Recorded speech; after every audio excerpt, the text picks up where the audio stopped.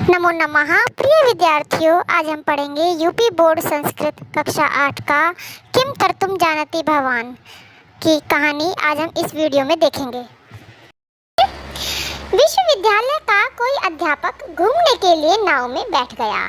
नाव में जल विहार करने का उसका पहला अवसर था, यानी कि पहली बार वो नाव में बैठा था। सूर्य की प्रातःकाल किरणें बहुत ही सुंदर प्रतीत हो रही थी और लहरों के वेग से नाव आगे बढ़ रही थी। तो नाव को आगे बढ़ता हुआ देखकर, इस सुंदर दृश्य को देखकर उस अध्यापक ने उस नाविक से पूछा। अध्यापक ने नाविक से कहा, क्या तुमने कभी गणित पढ़ा है? नाविक, नहीं पढ़ा। अध्यापक, क्या गणित पढ़ने विद्यालय नहीं गए?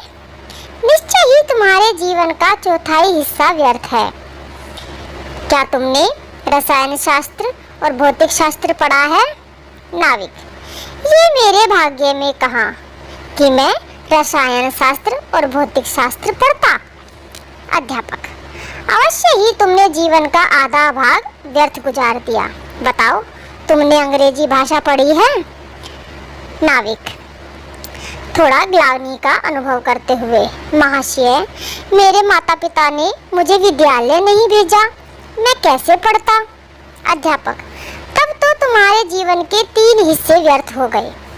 इसके बाद नदी में बाढ़ आ गई, लहरों का वेग बढ़ गया, देखते ही देखते नाव जल से भर गई। नाविक ने घबराहट के साथ पूछा, महाशय, क्या आप तैरना जानते हैं?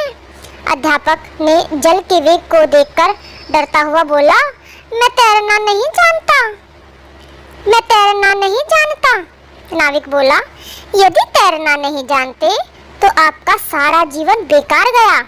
मैं तो तैरकर नदी पार कर जाता हूँ, आप निश्चय ही जल में विहार करें, और यदि आप चाहें तो मैं अपनी पीठ पर बैठाकर आपको नदी पार करा सकता हूँ। इस कहानी से हमें सीख मिलती है कि पढ़ाई लिखाई निश्चित रूप से महत्वपूर्ण है, लेकिन उससे भी अधिक जरूरी है जीवन जीने के कौशल, जैसे तैरना, साहस, व्यवहारिक अनुभव।